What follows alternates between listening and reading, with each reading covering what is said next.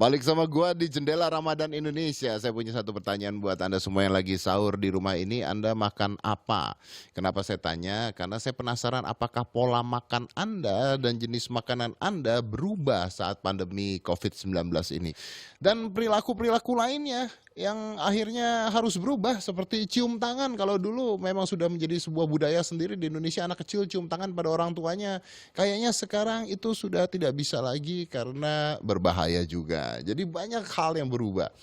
Tapi begini, kita kan memang harus mengalami perubahan ini ya. Tidak bisa perubahan ini terus kita tidak anggap ada dan tidak mau lalu menantang perubahan ini karena ini keselamatan kita semua. Maka akhirnya pola pikir kita harus berubah. Cara bekerja kita harus berubah. Bagaimana menggunakan mindset Anda untuk mengatasi masalah ini, merubah kinerja Anda, merubah cara berpikir Anda untuk tetap bertahan di sini. Nah, ini dia. Saya punya artikel-artikel, kita lihat dulu artikelnya. Ini yang pertama adalah permintaan tinggi hand sanitizer jadi lahan bisnis baru produsen kosmetik. Jadi kalau zaman dulu Anda pasti tidak kepikiran untuk jual hand sanitizer. Dan perusahaan-perusahaan besar juga nggak ngebuat hand sanitizer. Saya baru aja kemarin tahu bahwa salah satu perusahaan tas terbesar yang mahal itu tiba-tiba jualan masker. Terus tiba-tiba juga mereka jualan hand sanitizer.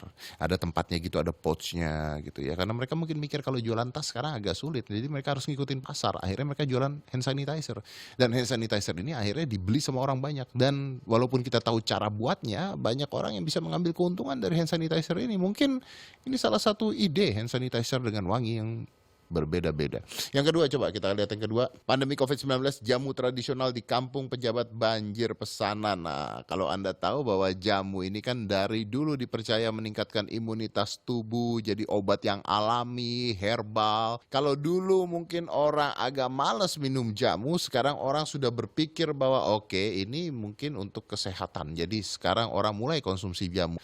Yang ketiga adalah contohnya taksi sayur online ala Erwin, jualan via Instagram banting setir saat pariwisata di Bali lesu. Jadi dia ini kayaknya apa? Tour guide kali di Bali. Terus turismenya sudah mulai turun, sudah mulai rusak juga di Bali ya karena ya ditutup kan, tidak bisa masuk. Akhirnya dijualan sayur lewat mobil nih. Jadi jualnya lewat Instagram. Itu dia tadi artikel-artikelnya. Jadi orang ini memang harus berevolusi, menciptakan sesuatu yang baru untuk bisa survive. Nah, salah satunya ini adalah Edwin. Siapa ini Edwin? Edwin ini adalah ojol. Tapi gini deh, kita sambung dulu aja sama Edwin ya, langsung ya. Bro, Edwin, Mas. Oke, Wis, oke. Kelihatan? kelihatan, Oh, kelihatan. mantap. Wih, Anda satu muka ditonton sama seluruh orang Indonesia saat ini. Ya, ya. Bro, lu itu adalah orang yang tahun lalu di bulan Ramadan sempat viral juga karena ngegratisin pelajar naik ojek kalau bisa hafal Quran, bener nggak? Betul, betul. Waktu itu Ramadan tahun kemarin ya. Ah, Khusus penumpang yang pelajar aja sih yang saya gratiskan untuk naik ojek waktu itu orderan lah ya. Jadi iya. saya gratiskan kalau bisa melafalkan surat Al-Baqarah ayat 183 tentang perintah berpuasa. Oh, tentang perintah berpuasanya. Jadi nyambung ya, nyambung dengan bulan puasanya. Ya, ya. Tapi pada saat itu bulan puasa saat itu masih eh, sedikit lebih menyenangkan dibandingkan sekarang kayaknya nih karena sekarang Aduh. sekarang gimana bro? Waduh katanya gimana sekarang? Karena banyak yang work from home dan juga ada penerapan PSBB, jadi ya orderan untuk penumpang itu untuk ride hampir nggak ada, Hampir tidak ada. hampir sama. Gua penasaran deh. Karena kemarin ngikutin berita agak bingung juga saya. Sebenarnya tuh sekarang tuh boleh nggak sih ada penumpang atau di aplikasinya udah dihapus? Di aplikasinya udah dihapus. Di aplikasi udah dihapus. Nah, Ya, kalau boleh tahu, penghasilan ojol sebelum COVID-19 sampai setelah COVID-19 itu turunnya kayak gimana?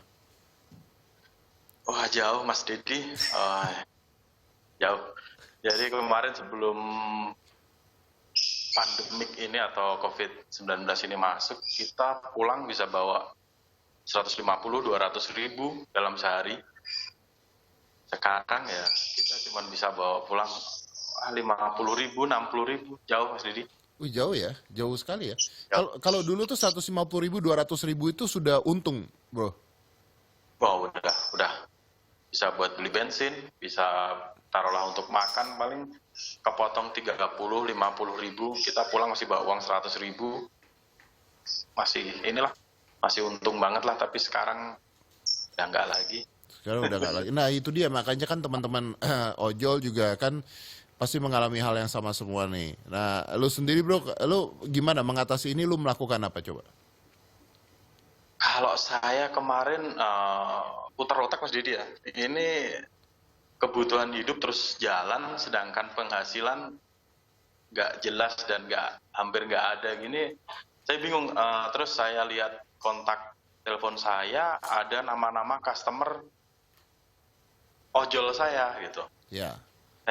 Beberapa masih ada yang saya save. Saya coba broadcast message melalui WA, bisa order secara offline, taruhlah nganter pesanan atau suruh belikan bahan makanan. Tapi saya dengar katanya juga Anda melakukan hal yang berbeda juga. Maksudnya katanya Anda juga sampai kalau mau pesan cuci mobil bisa gitu, benar nggak sih? Iya, dia ada WA masuk dari nomor yang nggak saya kenal. Dia dapat nomor saya dari temannya. Terus dia minta, Mas, saya nggak ada kebutuhan untuk beli apa ataupun nganter apa. Cuman saya lagi males nih keluar. Mobil saya kotor. Ini saya bisa minta tolong untuk dicuci nggak? Ada 2 mobil saya. Oh ya bisa Pak. Apain nggak bisa kan gitu. Ya udah saya berangkat ke rumahnya untuk nyuci mobilnya. Nggak ada masalah. Oke, jadi bisa juga mengambil pekerjaan-pekerjaan yang bukan tugasnya ojol sebenarnya ya Pak ya? Betul ya, mau gimana lagi? Ya udah saya berangkat. Mungkin dia juga ngelihat Ya bagi rezeki yes. tapi dengan sebuah pekerjaan lah intinya gitu. Ini untuk informasi Ya. bahwa dia ini berada di Madiun ya. Anda tuh berada di Madiun ya. Madiun itu ada PSBB nggak sih bro? Madiun saat ini belum PSBB. Oh. Cuman jadi warga di sini sendiri menyadari sebenarnya pentingnya PSBB. Jadi mereka seperti hampir hilang gitu orderan untuk bawa penumpang itu sudah nggak ada Mas Didi. Nah, Anda pernah ngapain aja selain cuci mobil? Hal-hal yang sebenarnya di luar ojol. Nah ya, saya pernah nyikat WC Mas. Masa? Oh ya? Kamar mandi saya. Dia minta tolong pembantunya dari ART-nya ya. ART-nya dari awal bulan itu sudah dipulangkan ke mana gitu, saya lupa, pokoknya luar kota. Terus dia, Mas, ini nih, saya bisa minta tolong sekalian nggak?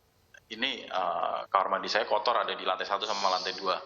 Saya bisa minta tolong Masnya untuk nyikat nggak? Kalau Masnya nggak keberatan, kalau keberatan nggak apa-apa, nggak jadi gitu.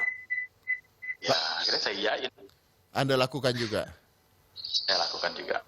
Oke. Nah, tapi saya dengar katanya Anda juga menyisihkan sebagian dari uang yang Anda dapat untuk membantu orang lain lagi. Iya, sebenarnya semenjak di ojol ini, dari awal saya emang untuk uang tips dari customer emang saya sendirikan. Alhamdulillah, tips itu sebenarnya saya kumpulin untuk apa? Untuk ketika ada teman sakit atau ada teman yang istrinya melahirkan atau apa. Sebenarnya tips-tips itu untuk itu. Backup itu ya untuk kebutuhan-kebutuhan itu sebenarnya. Betul Mas Didi, untuk backup kebutuhan aja gitu. Nah, kalau sekarang katanya Anda ini bahkan menyumbang nasi juga, bener nggak sih? Alhamdulillah ya. Kemarin ada teman, kita kan hidup di jalan ya, di warung, dari satu warung ke warung lain. Kalau capek istirahat di warung, mereka mengeluh sudah nggak ada yang lagi yang datang ke warungnya, dan warungnya sering diminta oleh beberapa masyarakat untuk tutup ya. Terus dia mengeluh dia nggak bisa jualan lagi. Terus akhirnya uang tips itu saya belanjakan. Ya udah, saya minta dibikinin nasi bungkus deh, mau saya bagikan ke sektor pekerjaan non formal seperti tukang beca, tukang parkir dan lain sebagainya yang terdampak COVID-19 ini. Dan saya juga dengar katanya Anda juga muter otak sampai bekerja sama dengan penjahit untuk buat masker. Iya, kebetulan di dekat rumah ada penjahit yang ya sering saya tongkrongin lah tempatnya. Jadi saya ngobrol sama dia, kok banyak kain nganggur, saya tanya gitu. Iya, kain nganggur. Terus nanti ini mau di mana dibuang? Ini bisa nggak sih dibikin masker? Gitu.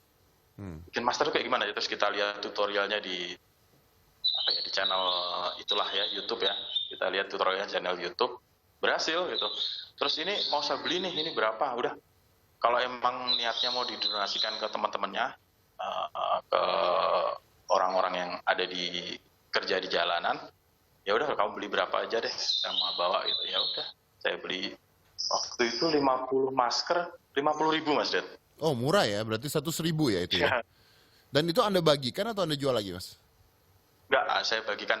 Oke, jadi artinya ini menarik sekali walaupun dalam keadaan seperti ini tapi dia juga masih bisa berbagi juga dan ya akhirnya memang setiap orang harus memutar otaknya untuk melakukan apa yang bisa dilakukan dalam keadaan seperti ini ya. Anda adalah Ya, salah satu contohnya juga. Nah ini saya nggak bisa berkata apa-apa juga tapi mudah-mudahan ini pandeminya segera berakhir dan kalaupun belum berakhir ya mudah-mudahan kita semua bisa memutar otak untuk merencanakan lah ya kita tuh mau ngapain gitu sebenarnya. ya betul sekali.